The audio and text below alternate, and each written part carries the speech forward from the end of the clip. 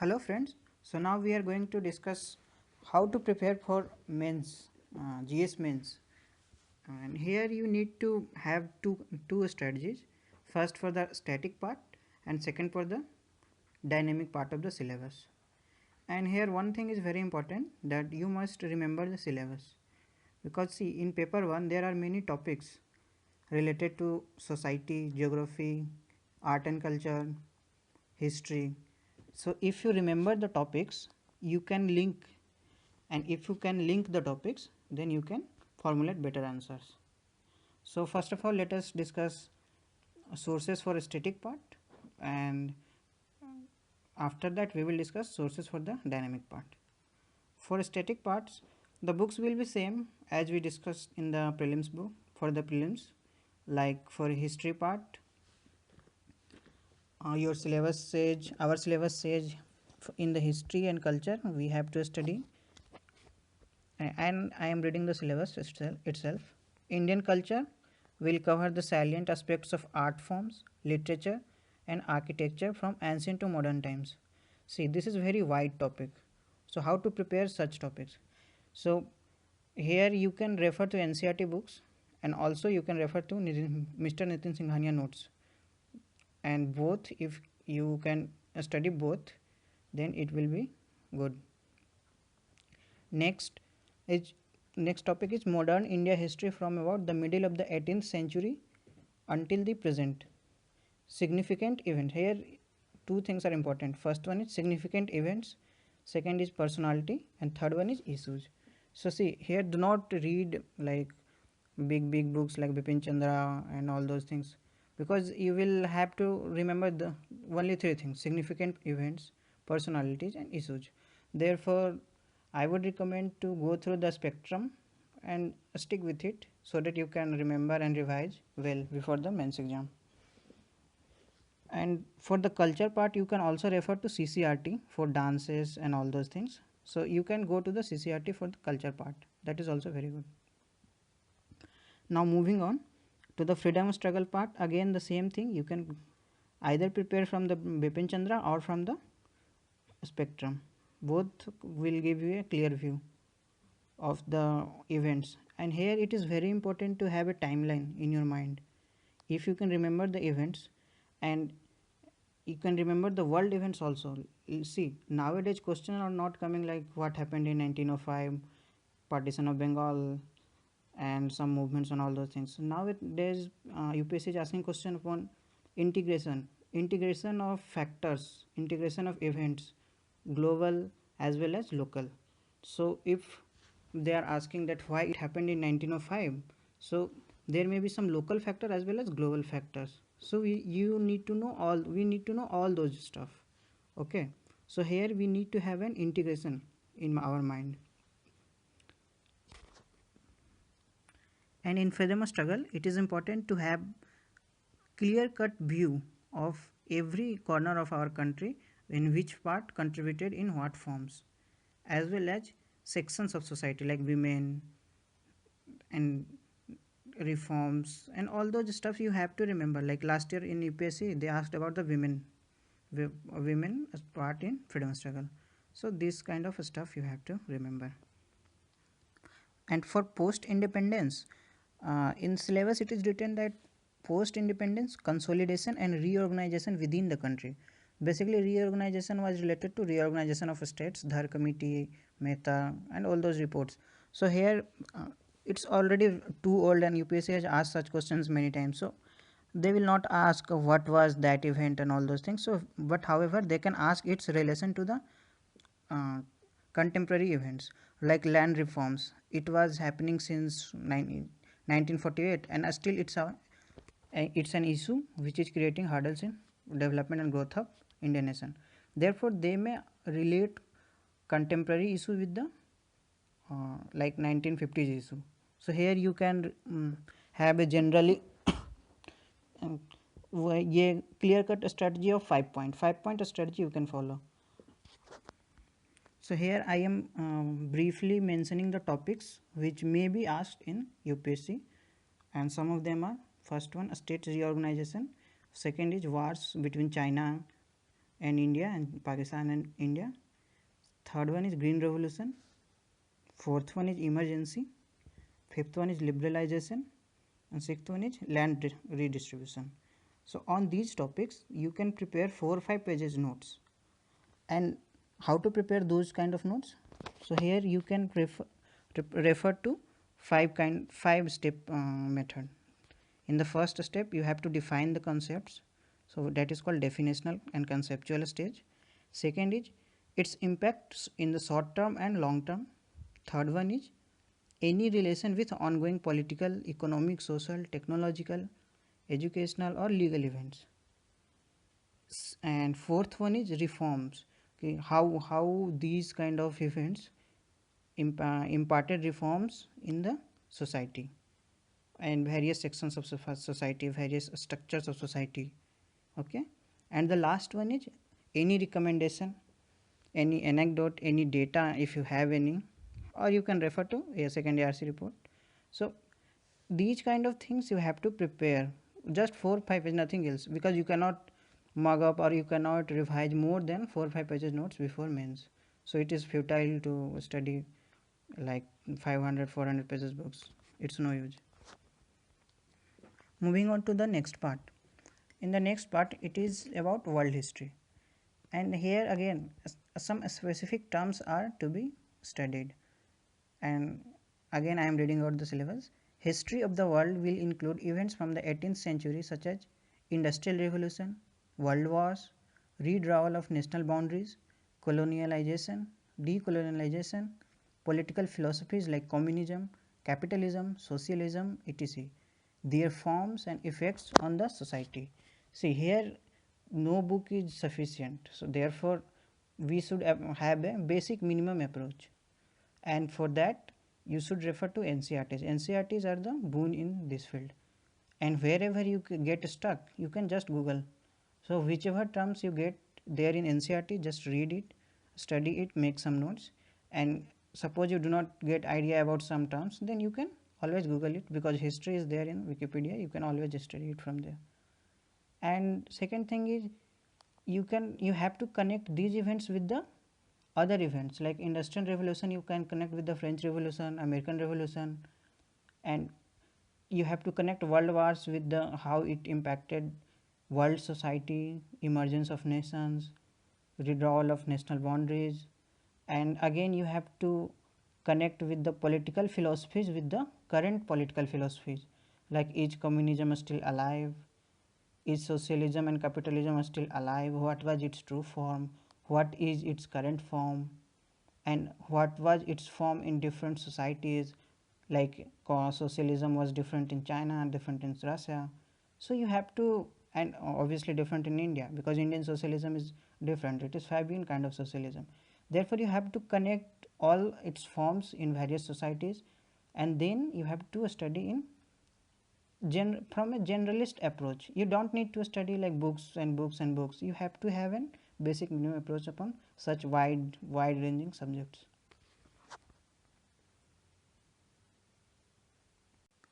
And moving on, and the last part is society. So in society you have to have some, like in the syllabus it is written salient features of Indian society, comma diversity of India.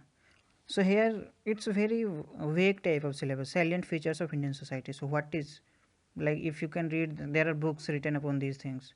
Diversity of India, it is a very open topic. So here do not get bogged about what to read, what not to read. Just have a framework of answering such questions. And always remember these things are related with the question upon these subjects will always be related to current affairs. See, we have to have think that what are the salient features of Indian society. You can think upon political thing, economic, cultural, religious, value.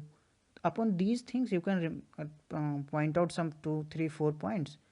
And then diversity of India, so in what forms diversity, like language, literature, religion, caste, class, so region, and everything, and food, dress. There are so many things upon which India enjoys diversity. Therefore, you have to prepare upon these lines and connect with the current events, current affairs. Like, for example, in the GST we talk about one country, one nation, one tax. But we have so much diverse country, so much diverse resources, so much diverse food, and all those things. So can you connect GST with diversity of India?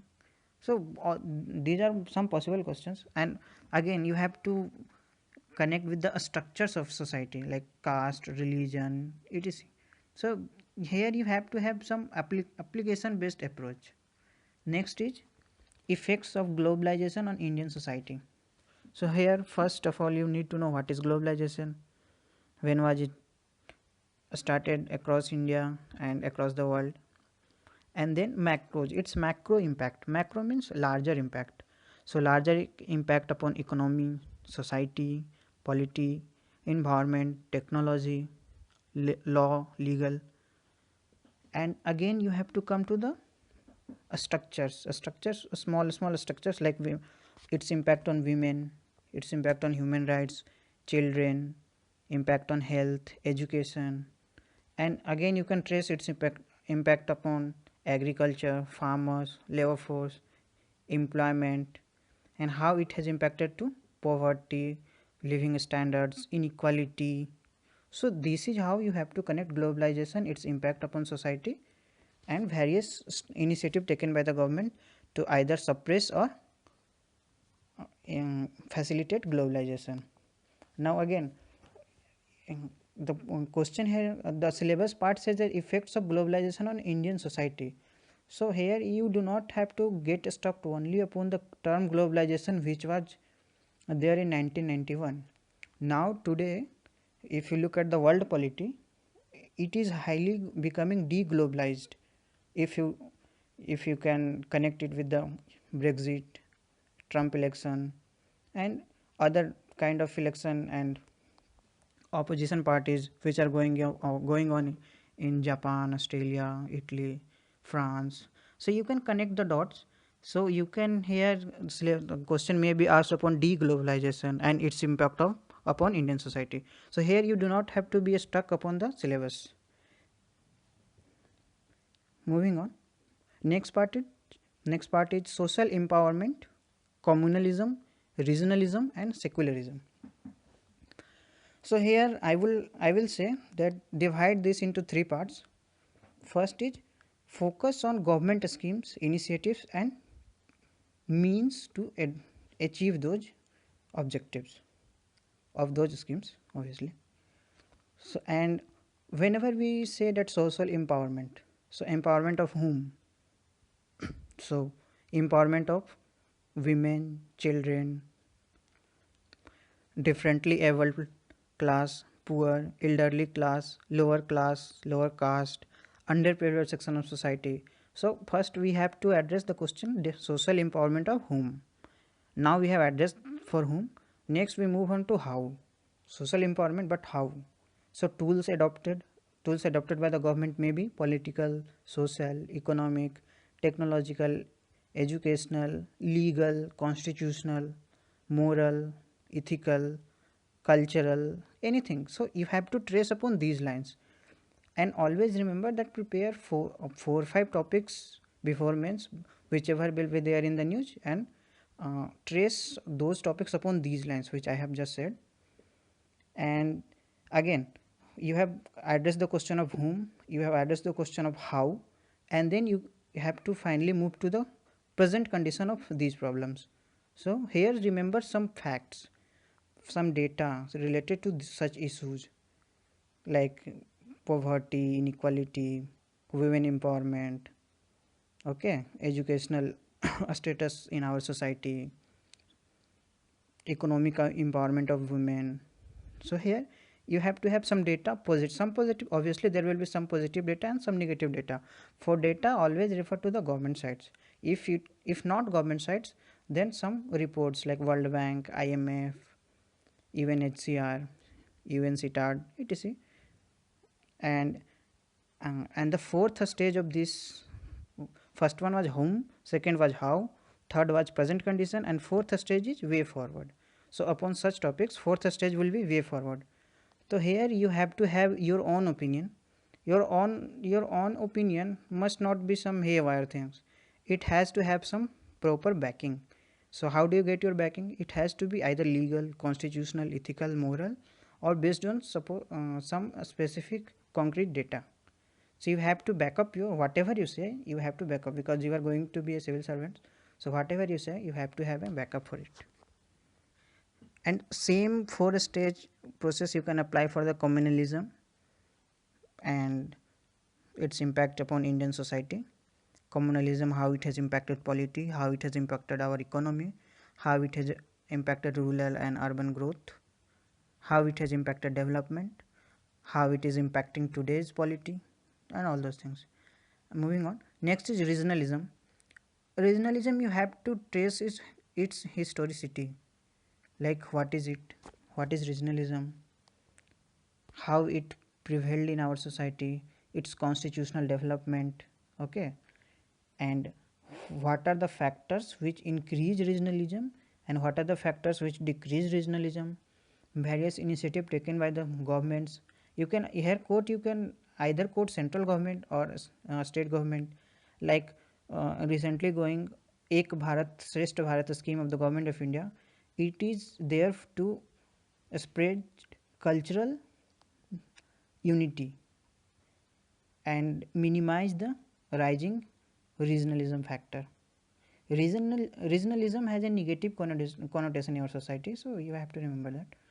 And again, how it is impacting and how it can impact internal security of India, and is it good, is it bad. And for example, you can also argue that regionalism provides a way to the local people to demand and to assert their way, their position, what they want from the center, what they want from the larger Indian society. So all those kind of things. Again, here apply the pastel approach of political, economic, social, technological, educational, and legal. How these things can be traced. So you have to have a constitutional timeline for these things, historical reality, okay, and local political developments, local party based developments upon these things. So regionalism, if you can make some questions, 5-6 questions upon these lines, I guess regionalism questions cannot be asked behind other than these things. You can also trace out how external factors are impacting our regionalism. What are the external forces which are causing regionalism to rise in India, like China, Pakistan? You can always connect the dots. And the last one is secularism. Secularism has a very different meaning in our constitution. It is different than the European form of secularism. In European form of secularism, state and religion are distinct, they are not connected. In our secularism, a state can, may or may not be connected to the religion. So you have to study, you should read what is the Indian form of secularism. And always remember, whenever you have to write answers, whenever it is being asked in interview or mains, then always refer to constitutional meaning of secularism. And you should always focus on constitutional meaning, because it is a debate in our society, and some people focus upon pseudo secularism, some people say pseudo secularism. So there are many forms of secularism. So what forms of secularism we adopt, that is written in our constitution. And in society, some people have different meaning, some people have different forms of secularism. So you have to have a clear picture about it, okay. And if there is any recent debate going upon the secularism term, so you can always connect with the dots, connect the dots. And for the as I mentioned in the initial part of my talk with you guys, that there is two part of GS maths. First is a static part, second is dynamic part. So for dynamic part, you should read The Hindu or Live Mint or Indian Express, any newspaper thoroughly. And I would suggest that you should go through the articles of Live Mint, these are very good. Second, you should read government reports and just read the preface or summary of any new reports which comes. And always refer to ministry websites for some schemes, because whenever you open schemes upon ministry websites, it becomes quite clear that they have written each and everything. So there you can understand what it is, and from there you can have some 4 5 point or 10 points, your own notes. So that is very important. And also from a static, for a static part, you should have summary of second ARC, either summary, or you can always have introductory part of second ARC report, for example upon e-governance and etc. And always study economic survey is very helpful. Economic survey as such is very bulky, but you have to read it from the mains perspective. For example, wherever there is data, you can always leave it. Data is not necessary. Data in the sense that economic survey analyze is what, this, that, and many things are there. So you should have, you should just know the concluding part, how they achieve to the conclusion. That is mathematical, and that is not necessary, because you are not going to write those things in mains. So what is the point in reading all those things? uh, that is all for GS mains paper 1. And tomorrow or maybe later I will post for other parts how to study it, and what are the sources, and how swiftly we should write answers. And for the answer writing part, I will, once I clear all these GS1, GS2, GS3, GS4 essay part, then I will come how to write answers. Because see, first you need to know things, first you need to have some basic concept, and first you need to study all those four topics, four subjects. Without reading it, it's futile to write answer. That is my opinion. You can have your own approach, but that is what I think, that once you have basic understanding of all these four subjects, then your answer, your mains answer will be more comprehensive and inclusive. So thank you guys, thank you for bearing me for so many minutes, and have a good day. Moving on to the next part, and next part is society. So paper 1 is of 4 different parts. uh, Paper 1, you have to study culture, art and culture, history of India and the world, geography, society. Society, you can say sociology or society. Sociology, if you have optional of sociology, then it's good for you. So paper 1 is in those 4 parameters, on upon those 4 parameters. So now we are going to discuss geography part, how to study it. So see, for geography, again the concepts of prelims will always be handy. So again you have to refer to NCERT and GC Lyon, and wherever you get stuck in upon terms, you can always Google. Like if you Google upon terms for earthquake, tsunami, so you will get a visual effects. And if you can like, as we already know that images, if you can look at some images, you can remember it for 1,000 times more than words. Therefore you should always look for images in the case of geography. And here one more thing is important, to connect basic concept with the ongoing problems in society, like recent forest fire, floods, animal killing, culling of animals, which was in news. So these kind of floods, like last year they asked about Chennai floods. So these kind of things you have to connect. And again, geography, agriculture, environment, these all kind of topics are linked. So you cannot study geography in isolation. Geography, you had basic minimum of NCERT and GC Lyon. That part is for understanding the concepts. Once you have grabbed the concepts, then you have to apply it in the societal phenomenon, different type of problems in society. So you have to have that kind of approach. Second thing is distribution of resources. Distribution of key natural resources. Here the syllabus says it is across the world, as well across the world, including South Asia and Indian subcontinents. So here it is not written how much deep we have to study these things. So basically we have to go through, like all the important natural resources like oil, natural gas, petroleum, and all those stuff. And second is factors responsible for the location of primary, secondary and tertiary sector industries. Here one economics NCERT is written upon these three factors. So you can study that NCERT that is there for the basics.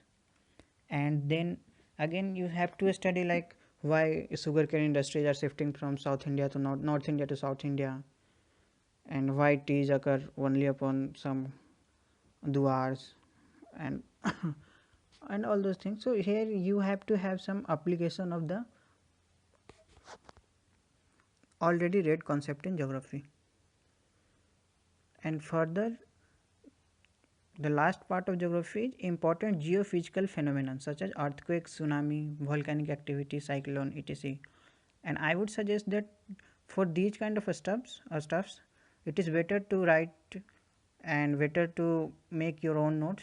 And while making notes, always remember to draw figures, because in geography it is always beneficial if you can draw figures and graphs wherever necessary. Because for example earthquake, you can always draw diagrams for P waves, S waves. For tsunami, you can always draw a diagram how it's a stages, different stages of tsunami. You can explain with simple for diagrams. Volcanic activity, you can always uh, form a diagram and you can show intrusive, extrusive features and various types of volcanoes. Cyclone, you can mention what type of cyclone, anticyclone, their major differences, why they occur, their path, and everything related to those things. So they here you need to study in deep, and always remember these are very conceptual things. Therefore wherever ever you need, you always Google these things, because in Google you can always find better other than written books. So I prefer Google for these parts. And further you can also refer to mrunal.org. They have prepared some distribution of upon the topic distribution of resources, so you can always take up their data and material to study these things.